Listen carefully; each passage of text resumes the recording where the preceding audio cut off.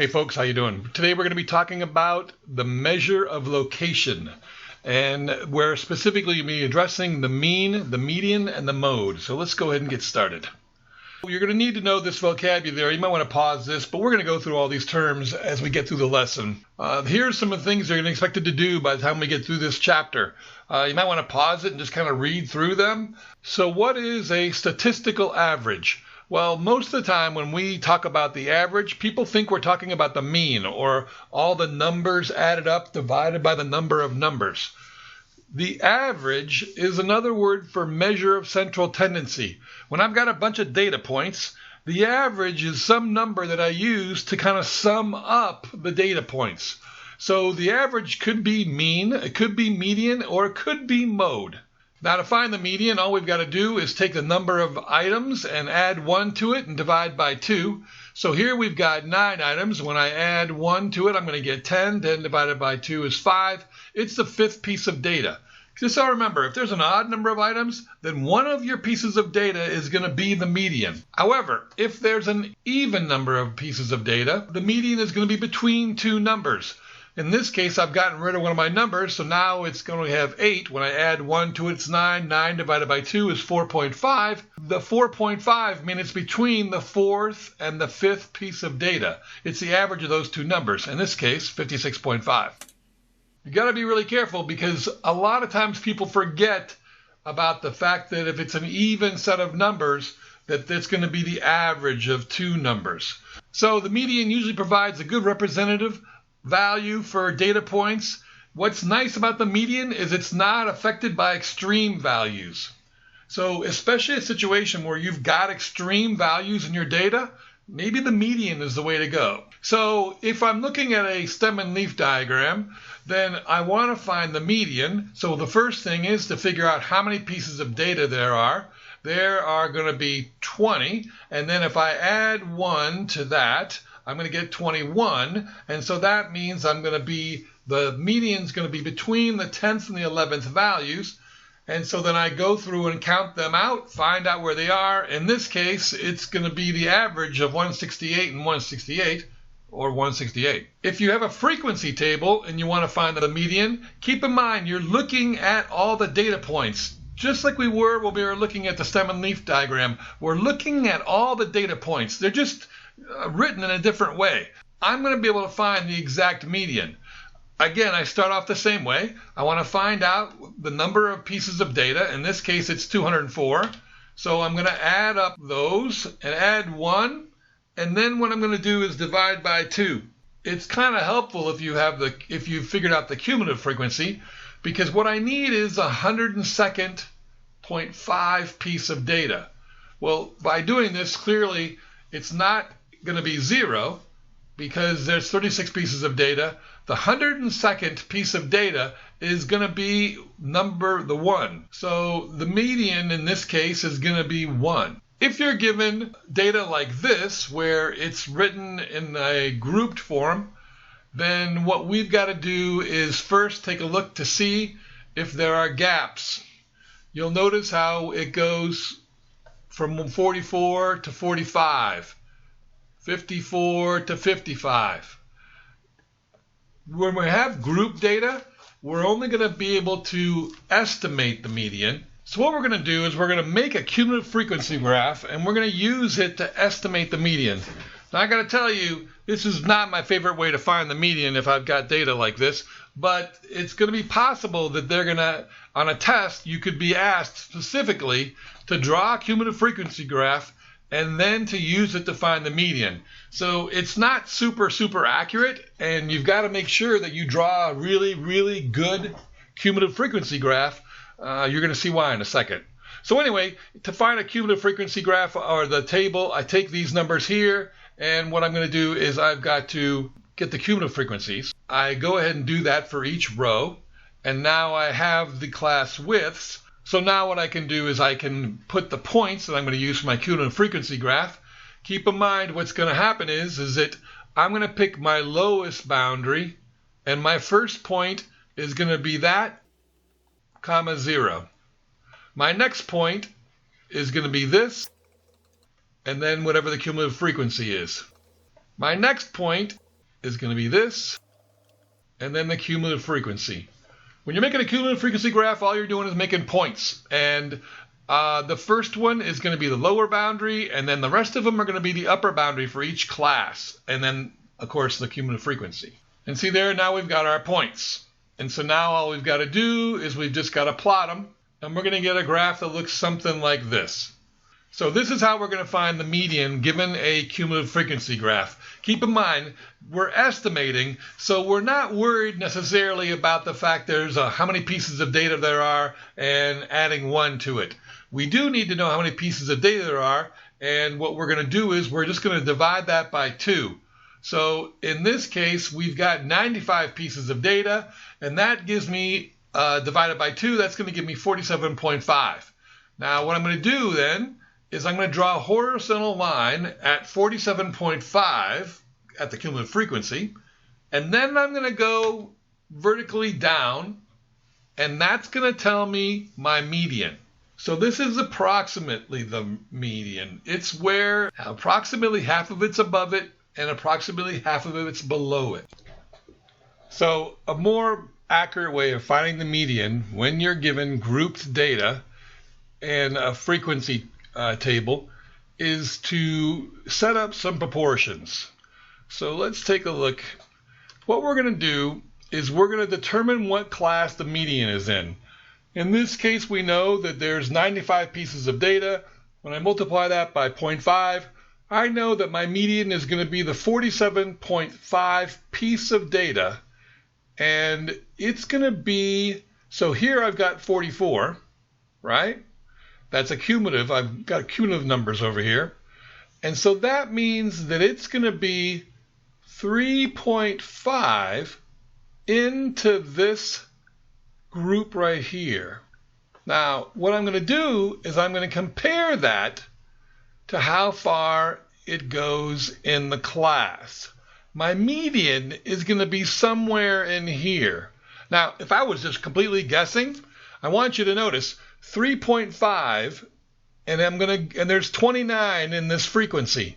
So that means it's pretty close to the edge. I'm going to guess it's going to be close to 60, but again, I'm guessing, and I'd rather figure it out mathematically.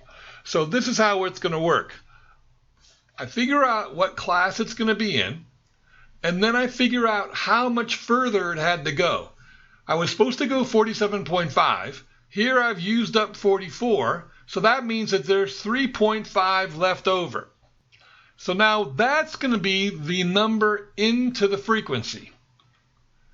And what I'm going to do is put that number over the total frequency. That's where I'm getting this. Now what I'm going to compare it to is some number that I don't know that goes into the class. And I'm going to compare that to the class width. So I'm going 3.5 into 29, and I'm going some number into this class width, which is 5. And so now all I've got to do is cross multiply, and I'm going to find out that the x is 0.603. Now what you've got to be careful about is that's not the median. That's how far I have to go into the class. I take 59.5 and add the 0.603, and that's going to give me the median, 60.103. The arithmetic mean, or the mean, is when we add up all the data values and divide by the number of values. The mean, what we're going to do is we're going to write it a slightly different way. If we're finding the mean and all we're doing is adding up all the data points, well, we're going to call the first data point x1, the second one x2, and the third one x3, and so on, all the way until I get to xn, which is the total number of points. And so then I'm going to use this shorthand here. This is called sigma, and basically it means sum. And so I'm going to sum up all the data points. I'm going to start at 1, and I'm going to go to n. N is going to be the number of data points. So if you see this notation, all it basically means is I'm adding up all the x. If it's really clear what the number of items are based on the problem, then you don't need to put the n on the top. And so basically what we're talking about is, when we're going to see this more than anything, this means the sum of all the data points. the sum of all the x's. X bar is the sample mean, and that just means that's got the little line on top of it. And the sample mean, again, is when I take my pieces of data, add them up, and divide by the number of pieces of data. Another way to write it would be add up all the x's, sigma x, and then divide it by n. This is another way to write the mean. So if I need to calculate the mean from a frequency table, well, then we might use this different notation.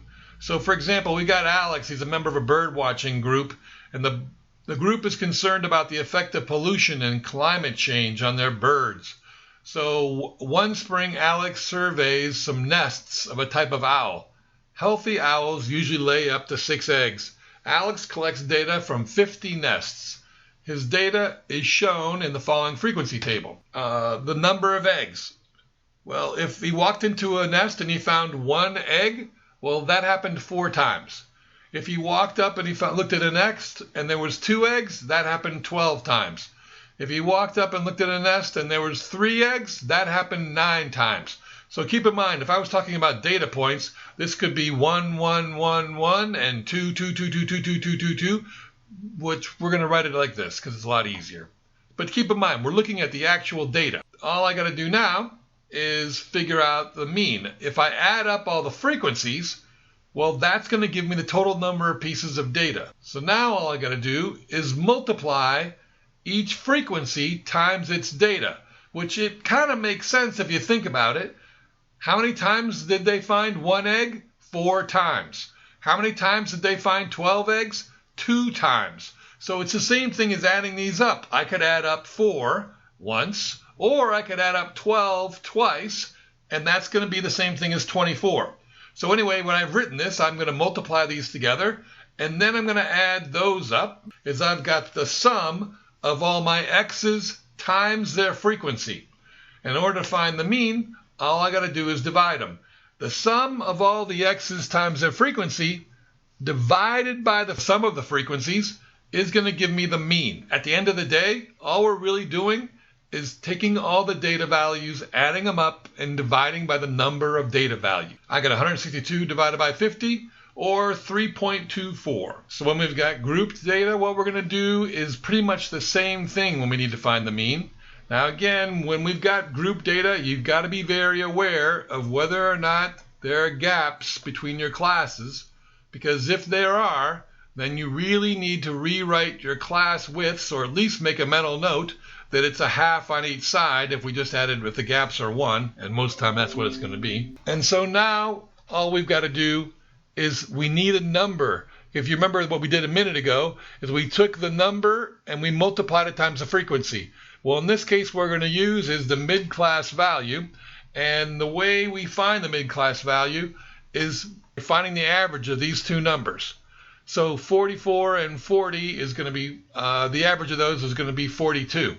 You may be wondering why I didn't use this one. Well, keep in mind, if I put a half on each side, the middle number is not going to change. If you add these two up and find the middle number, it's still going to be 42. And it's always going to be a lot easier to use these numbers. Once I have the mid-class value, what I've got to do is find more mid-class values. So I'm going to add these two up and divide by 2, those two up, divide by 2. And now I've got a mid-class value for each class. And see, now it's going to work exactly like I did a minute ago when I was using a frequency table. I'm going to multiply these mid-class values times the frequency. So I know it doesn't sound like a big deal, but you do have to be careful. Remember, when we were making a cumulative frequency graph, we didn't use the mid-class value. We used the end class value for each point. And in this situation, we're going to use mid-class values. And it's really easy to mix them up. Either use the end class for this one, or use a mid-class for the cumulative frequency graph. Anyway, like I said, it's going to be pretty much the same thing. I'm going to multiply these mid-class values times their frequency. I'm going to add them up, and I'm going to divide them by the frequency, which in this case is going to be 5,690 divided by 95, or 59.9 minutes. Coding the data. Imagine for a second that you had to find the mean of some very large numbers, and you didn't have access to a calculator. So let's take a look at these numbers right here. You can tell that the mean is probably some number close to 900.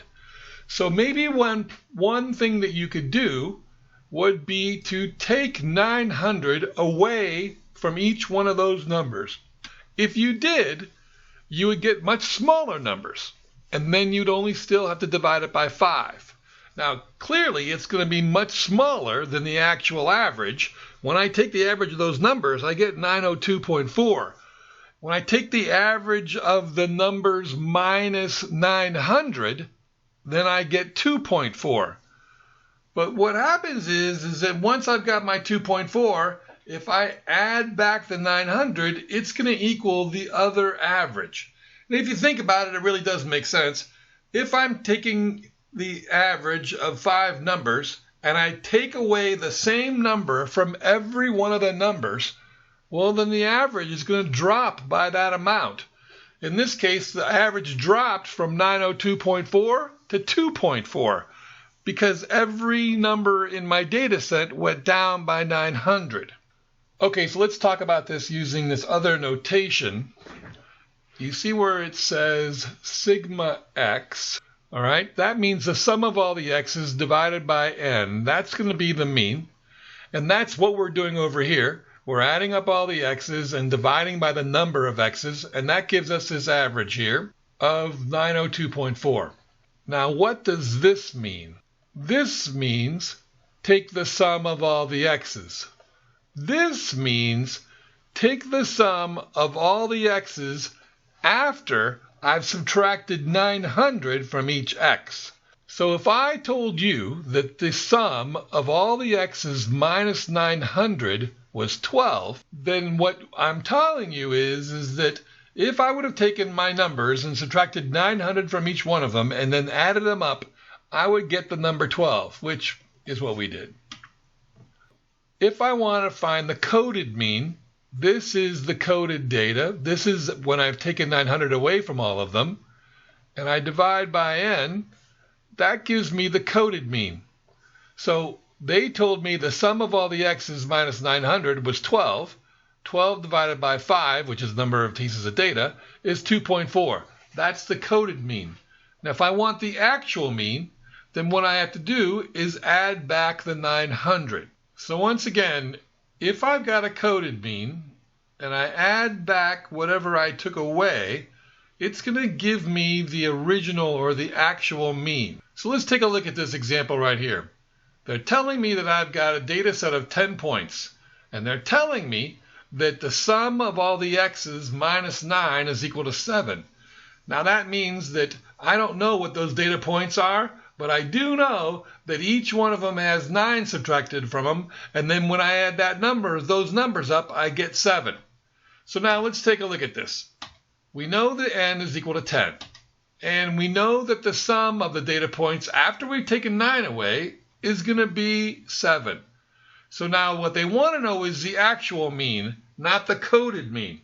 But what we're going to do is we're going to find the coded mean, and then we're going to add back the 9. So in this case, the sum of x minus 9s over 10 plus 9 is going to give me the actual mean. Well, I know what the sum of the x minus 9s are. That's 7. If I replace the sum of x minus 9 with what it's equal to, which is a 7, then I can find the actual mean. And see, that's what we're going to do in these kind of problems. So 7 over 10 plus 9 is equal to 9.7. That's going to be the actual mean. Let's try another one. If they tell me that the sum of all the x's minus some number, and I don't know what the number is equal to negative 140, and they also tell me that the mean is equal to 6 and that the n is equal to 10. So now I'm going to take the information that I've got and I'm going to find out what a is. Now keep in mind, in the last problem we had this number, but we didn't know the mean. So it's pretty much going to be the same thing, only we're going to fill in the formula and work it backwards. So keep in mind, I know that n is equal to 10. I know that some numbers have been taken away from each one of my data points. I don't know what that is. It's going to be a. I also know that the sum of the 10 numbers after A has been taken away from each one of them is going to be negative 140. The actual mean is 6. So what I'm going to do is I'm going to write this formula out. The coded mean plus the number I took away is going to equal the actual mean. So I've got the coded mean. That's this. This is the number that I took away from every one of the data points. And all I got to do now is substitute it in with what it's equal. I know what the sum of x minus a is. That's negative 140. And I know what n is. That's 10. I don't know what a is, but I do know the mean is 6. So now all I've got to do is get a by itself by adding 14 to both sides, and I'm going to get 6 plus 14 is equal to 20. So that means that A is equal to 20. Now the last thing I'm going to talk about is the mode of the modal class, and I'm not going to talk a whole lot about this because most of you know what it is already. The mode is the value that happens the most often. If I've got two non-adjacent values that occur more frequently than the rest, then it's possible for a data set to be bimodal, which means it's got two modes. The mode is used as a measure of average when the most probable or most frequently occurring value is of interest, or when the data is qualitative. For a small set of discrete data, the mode can be very misleading. And if I have a data set with no mode, which is possible, that means all the numbers happen the same number of times. And the modal class, if I've got a grouped frequency, the modal class is the class that happens the most often. Now, comparing the mean and the median and the mode, there's times when one is good for the other, and here's the things you've got to kind of keep in mind. You'll notice in this case where there's these extreme values, a whole lot of the data is similar, but then there are these numbers, particularly the 4,200, that's really high. Now, whenever you've got a data set and there's some extreme values, then the median is usually the best way to go because the median is not affected by extreme values. The mean is definitely going to be affected by extreme values. Okay, this video is getting kind of long, so I'm going to end it here. I appreciate you watching. I'll see you in class.